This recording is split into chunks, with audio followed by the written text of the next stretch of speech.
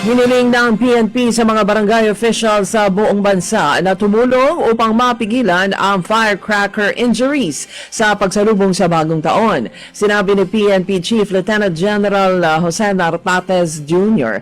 na ang mga barangay official ay nasa frontline upang makatulong na magkaroon ng ligtas na pagsalubong sa bagong taon ang mga mamamayan, lalo na ang mga bata. Sa panig naman ng PNP, sinabi ni Nartates na gagawin nila ang lahat upang walang magpapabili ng ilegal na paputok.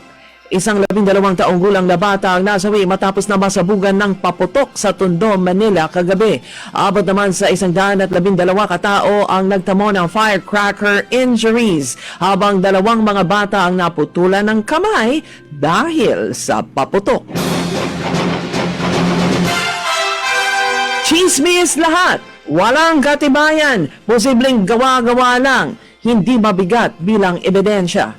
Ito ang sinabi ni Malacanang spokesperson Claire Castro sa listahan ng mga kongresista na merong insertion sa 2025 budget mula sa file ni dating DPWH Yusek Catalina Cabral. Sagot ito ng Malacanang sa hamon ni Congressman Leandro Laviste na kumpirmahin o pabulaanan ng listahan na hawak niya mula kay Cabral. Isinapubliko na din ni Congressman Laviste ang listahan na naglalaman ng pangalan ng mga mambabatas, ang kanilang mga allocable funds o insertions at kung magkano ang pork barrel ng bawat mambabatas. Sa mga gustong makakita kung ang kanilang kongresista ay may allocable funds at magkano, i-search lang ang pangalang Congressman Leandro Laviste sa Facebook. Mamayang hapon, kung papayagan daw siya, ay magpi-privilege speech si Laviste upang ihayag ang nilalaman ng hawak na dokumento, pati na ang 18 billion pesos na MOOE fund ng Kongreso. Yan ay kung payagan siya ng kapwa kongresista. Grabe pala talaga ang korupsyon sa Marcos administration dahil pati na mga miyembro ng gabinete ay merong pork barrel sa 2023 hanggang 2025 national budget. Ganito ang sinabi ni Senator Panfilo Lacson matapos na aminin na may kopya siya ng dokumento mula kay umaong dating Public Works Undersecretary Maria Catalina Cabral at mula sa Department of Public Works and Highways.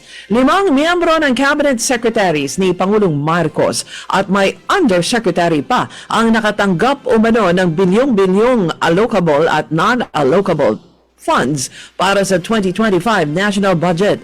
Ayon kay Lacson, isang opisyal na tinukoy lamang bilang ES ang nakatanggap ng 8.3 billion pesos. Ito ay posibleng si Executive Secretary Lucas Bersamin, habang si dating DPWH Secretary Manuel Bunuan ay merong 30.5 billion pesos na allocables.